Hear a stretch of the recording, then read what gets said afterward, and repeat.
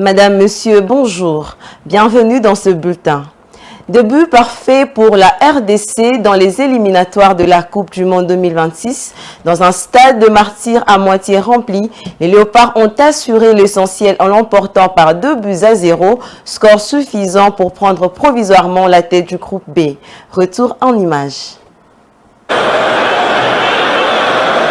Gêné dans le jeu et bloqué de toutes parts, le coéquipier de Cédric Bakambu n'ont pas réussi à faire la différence en première période, trahi aussi par leur manque d'efficacité. Plusieurs occasions de but mal négociées. Ces matchs n'attendaient qu'un homme, un Messi, pour basculer dans une autre dimension. À la 54e minute, Sébastien Desabre lance Théo Bongonda à la place de Meshak Elia, auteur d'une prestation moyenne. Ses remplacements et les déclics. 8 minutes après son entrée de jeu, c'est lui que le Congolais surnomme Théo Messi trouve d'une passe lumineuse Yohan Wissa dans la surface de réparation. L'attaquant de Brentford ne tremble pas pour ouvrir le score.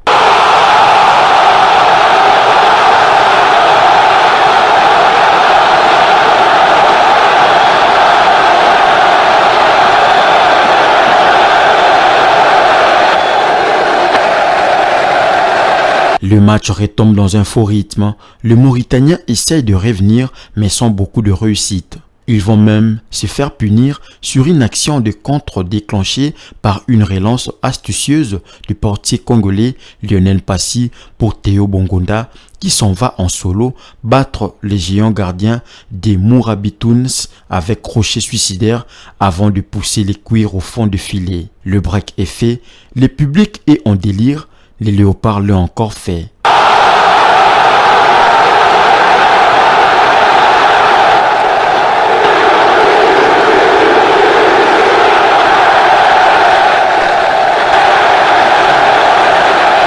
En sa qualité de premier sportif, le président de la République, Félix Antoine Tshisekedi Tshilombo, est descendu au vestiaire pour encourager ses Léopards. Merci. Un très bon coaching.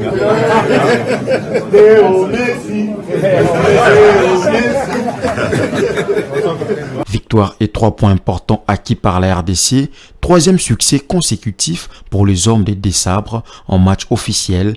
Troisième clean sheet pour l'imbattable Lionel Passy. Rien de mieux pour démarrer la campagne des éliminatoires au mondial.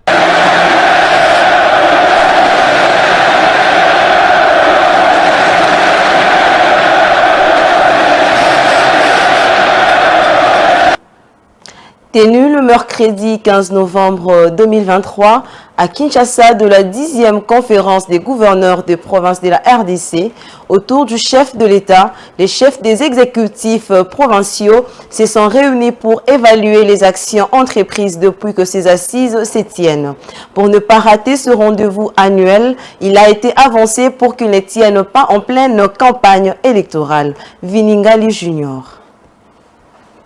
C'est à Kinshasa, au palais de la nation, que les gouverneurs se sont réunis autour du chef de l'État. Objectif de cette conférence, la 10e du genre, évaluer les actions de gouverneurs qui sont à la tête de 26 provinces de la RDC. Félix Tshisekedi, qui a dirigé la séance, a reconnu que les résolutions de précédentes éditions n'ont pas toujours été exécutées. Bien que régulièrement convoqués au cours des 14 dernières années, il s'observe néanmoins des atermoiements dans le chef de ces conférences, autant dans leur fonctionnement que dans l'application de ces recommandations.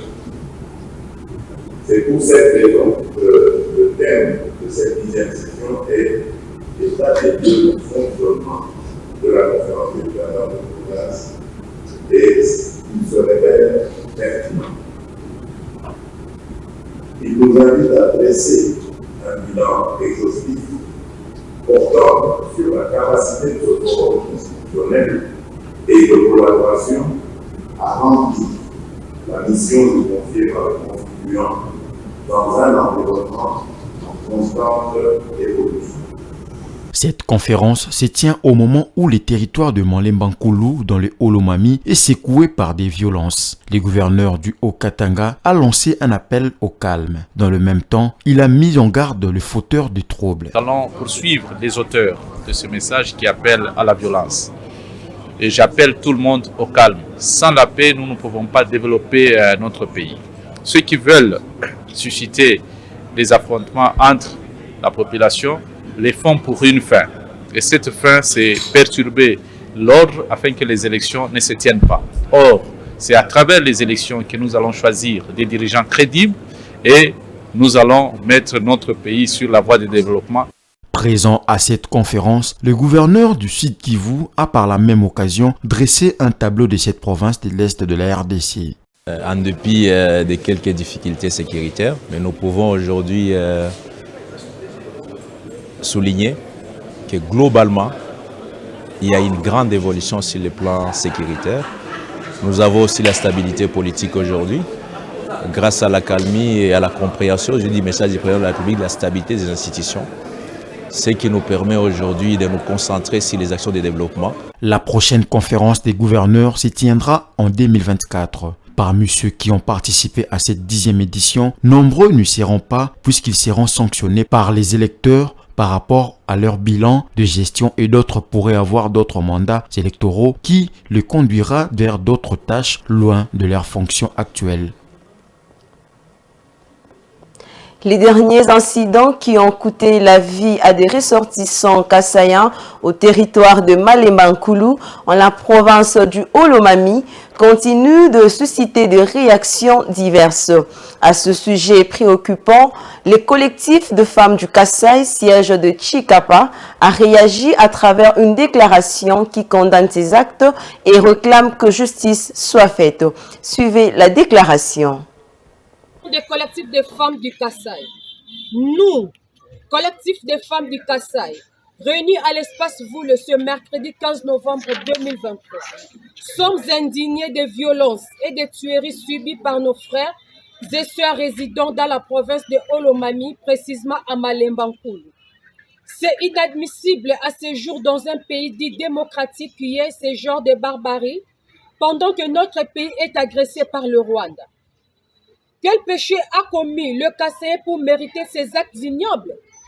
Nous condamnons avec la dernière énergie ces genres de violences, des tueries généralisées sur le peuple kasaïen habitant à Malemba-Nkulu pendant cette période électorale où nous prêchons la paix, l'unité et la cohabitation pacifique. La Constitution de la RDC, à son article 30, stipule que toute personne qui se trouve sur le territoire national a le droit de circuler librement, de fixer sa résidence, de le quitter et de revenir dans les conditions fixées par la loi. Aucun Congolais ne peut être expulsé du territoire de la République, ni être contraint à l'exil, ni être forcé à habiter hors de sa résidence habituelle. Ces actes de barbarie ne peuvent pas rester impunis. C'est ainsi que nous recommandons aux autorités politico-administratives de protéger la communauté kassaïenne vivant à Malemba-Nkulu et ceux vivant dans l'espace Grand Katanga, à la justice de saisir du dossier afin de rétablir les responsabilités et mettre hors d'état de nuire les auteurs. Au nom de toutes les femmes du Kasaï, nous présentons nos condoléances les plus attristées aux familles éprouvées. Fête à Chikapa le 15 novembre 2023. Indigné par la haine tribale qui a motivé les actes d'atrocité contre le Kasaïen au territoire de Malemba-Nkulu, en la province du Haut-Lomami, l'honorable sénateur Denis Kambaï a, au cours de la plénière de clôture de la session de septembre, le mercredi 15 novembre à la Chambre haute du Parlement, fustigé ce comportement et par la même occasion lancé un message de paix et de coexistence pacifique entre les communautés. Suivez ses propos. C'est avec un cœur plein d'amertume et d'angoisse que nous avons tous appris en date de dimanche 12 novembre 2023 les tueries qui ont eu lieu entre les descendants de l'empire de Ilungambidi et Congo-Lumumba dans les territoires de Malemba-Nkulu, terre d'origine de l'empire Luba, actuellement la province de Olomami.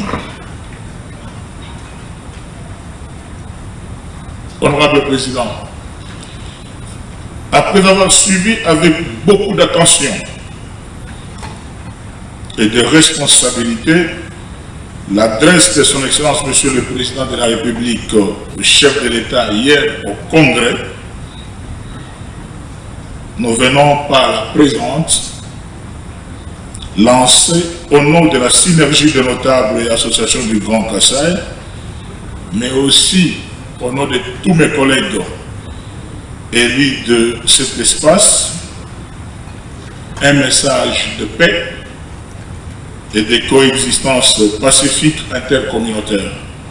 L'article 16, la personne humaine est sacrée. L'État a l'obligation de la respecter et de la protéger. Le second article, c'est l'article 30. Très rapidement, l'article 30 de notre Constitution dit ce qui suit. Toute personne qui se trouve sur le territoire national a le droit d'y circuler librement, d'y fixer sa résidence, de le quitter et d'y revenir dans les conditions fixées par la loi. L'article 51 de notre Constitution dit ce qui suit. L'État, c'est ça le devoir que nous demandons, l'État a le devoir d'assurer et de promouvoir la coexistence pacifique et harmonieuse de tous les groupes ethniques du pays. Il assure également la protection et la promotion des groupes vulnérables et de toutes les minorités. Il veille à leur épanouissement. C'est la fin de ce bulletin d'information. Merci de nous avoir suivis pour la suite de programme. Restez branchés sur Mandiko Télévision. À très bientôt.